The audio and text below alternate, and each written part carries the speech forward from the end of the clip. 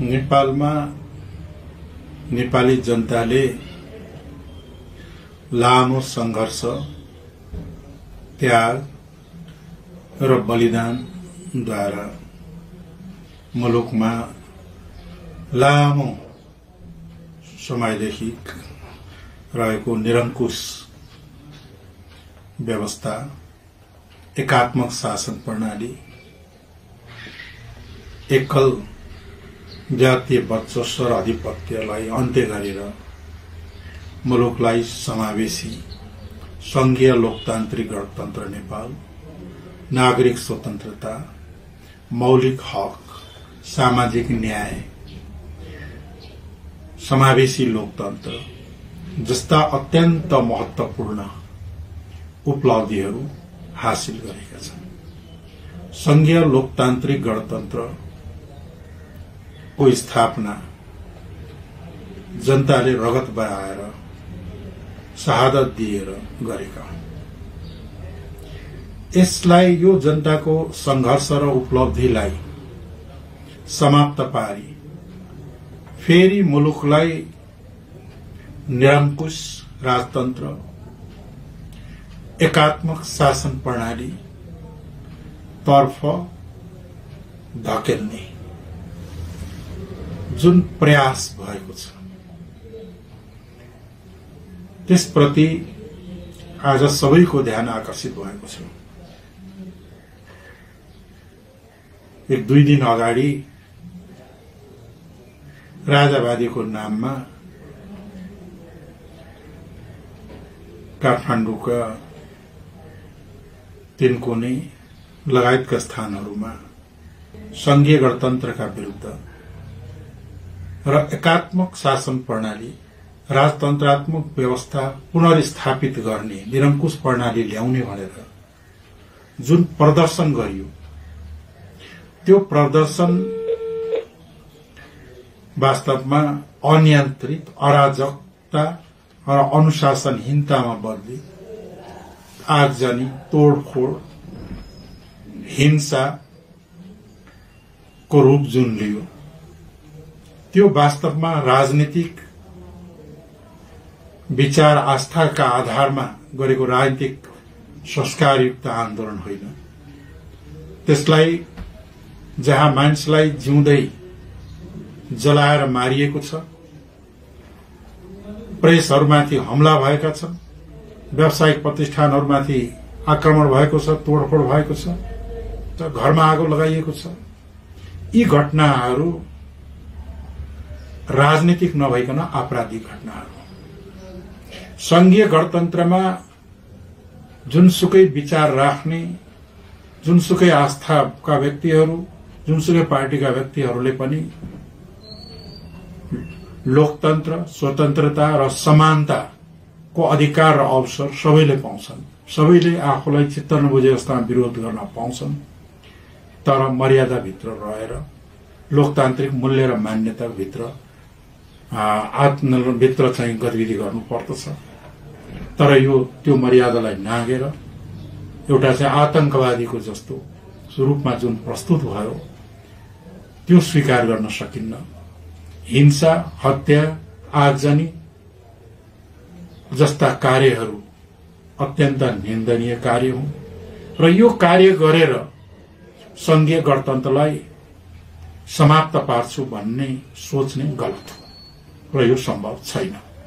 अब सरकारले राजनीतिक स्वतन्त्रतालाई बहाल राख्दै, नागरिक स्वतन्त्रतालाई बहाल राख्दै विचारका क्षेत्रमा वैचारिक प्रतिवाद गर्दै, वैचारिक रूपले त्यसलाई चाहिँ के छ भने निस्तेज पार्दै आपराधिक क्रियाकलापलाई र आपराधिक क्रियाकलापमा संलग्न रहेका व्यक्तिहरूलाई, जोसुकै होस्, ती व्यक्तिलाई कानूनको दायरामा ल्याउने र प्रचलित कानून बमोजिम सजाय दिलाउन न्यायालयको कठघरामा उभ्याउन सक्नुपर्दछ।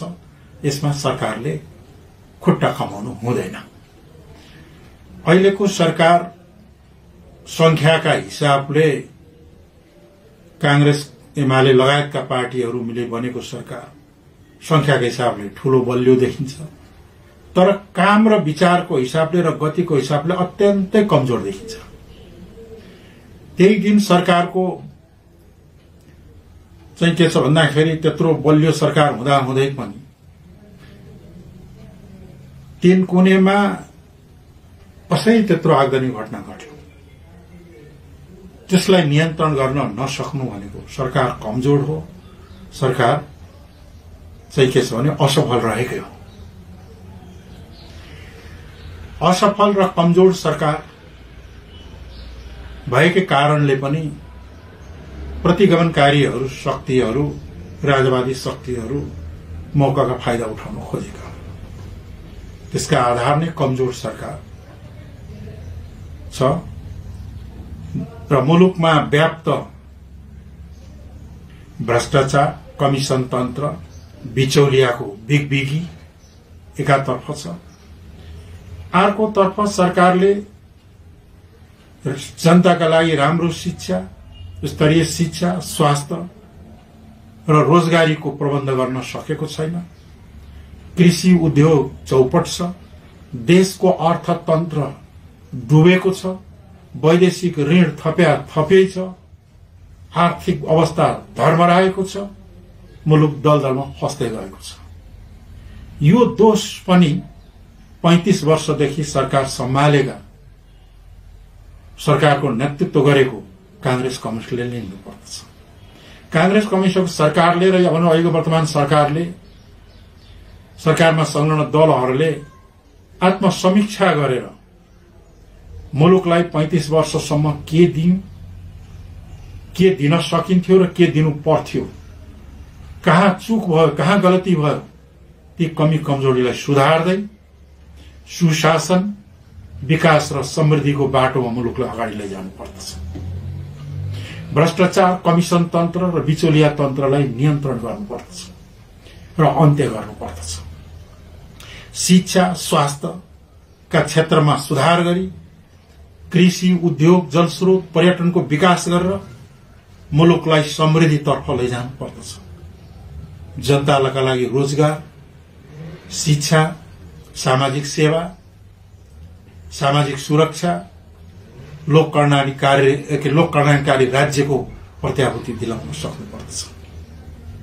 अनि मात्रै चाहिँ के हो त भन्दाखेरि मुलुकमा प्रतिगमनको खतराबाट मुलुकलाई जोगाउन सकिन्छ, मुलुकमा प्रतिगमनलाई रोक्न सकिन्छ र परास्त गर्न सकिन्छ। यो सँगै मुलुकमा 35 वर्षदेखि नेपाल संघीय गणतन्त्र बने तापनि संघीयताको कार्यान्वयन अहिलेसम्म भएको छैन। 2076 सालमा प्रहरी ऐन पारित भइसकेर ऐन बनिसक्दाखेरि पनि अहिलेसम्म कार्यान्वयन नगर्नु, अहिलेसम्म संघीयता कार्यान्वयन नगर्नलाई संघीय निजामती ऐन नबनाउनु, प्रदेशहरूलाई निकम्मा र कमजोर बनाउनु र सारा शासन प्रशासन चाहिँ केन्द्रीकृत गर्नु, त्यहाँ आफन्तहरू अयोग्यहरूलाई लेनदेनका आधारमा, नातागोता आधारमा नियुक्ति गर्नु जस्ता कार्यले गर्दाखेरि के हुन्छ, जनता थम आक्रोशित भएका छन्। यसमा सुधार ल्याउनु पर्छ, परिवर्तन ल्याउनु पर्छ, संघीयतालाई कार्यान्वयन गर्नुपर्छ र प्रदेशहरूलाई बलियो बनाउनुपर्छ। यसका साथसाथै राष्ट्रिय समस्याहरू, मधेसी समुदायले उठाएका समस्या, आदिवासी जनजातिले उठाएका समस्या, खसहरूले उठाएका समस्या, थारू, मुस्लिम, अल्पसंख्यक समुदाय, पिछड़ा वर्ग लगायत दलित लगायतकाहरूले उठाएका समस्याहरूलाई हल गर्नुपर्दछ। उनीहरूलाई सामाजिक न्यायको प्रत्याभूति गराउनु पर्दछ। उनीहरूलाई समानुपातिक सहभागिता र प्रतिनिधित्वको हकलाई सुनिश्चित गर्नुपर्दछ र व्यवहारमा उतार्नु पर्दछ। स्वच्छ शासन, सुशासन, भ्रष्टाचार रहित शासन र विकासको लागि राजनीतिको बाटोमा अगाडि बढ्यो भने मात्र चाहिँ संघीय गणतन्त्र संस्थागत हुन्छ, लोकतन्त्र संस्थागत हुन्छ र कसैले हल्लाउन सक्दैन। तर अहिलेको वर्तमान सरकारले यो गणतन्त्र, लोकतन्त्र, संघीयताको रक्षा गर्न सक्छ कि सक्दैन भन्ने कुरा प्रश्न चिन्ह खडा भएको छ। त्यसकारणले म भन्छु सरकार दह्रो समाउनुहोस्, आफ्ना गल्तीलाई सुधारोस्, सत्तामा रहेका दलहरूले आफ्ना कमी कमजोरीको समीक्षा गरेर सुधारेर अगाडि बढोस् र सच्चिएर जनताको बीचमा जानुपर्दछ र जनताका आकांक्षाहरूलाई, जनताका मागहरूलाई, जनताका आवाजलाई सम्बोधन गर्नुपर्दछ एकातर्फ। अर्कोतर्फ राजनैतिक रूपले पुनरुत्थानवादी र प्रतिगमनकारी शक्तिको प्रतिकार गर्ने र कानून र प्रशासनिक रूपमा, कानूनी रूपमा अपराधीहरूलाई नियन्त्रण गर्ने कार्य सँगै अगाडि बढाउनु पर्दछ। अनि मात्रै संघीय लोकतान्त्रिक गणतन्त्र संस्थागत भएर अगाडि बढ्छ अहिलेको स्थितिमा। धन्यवाद।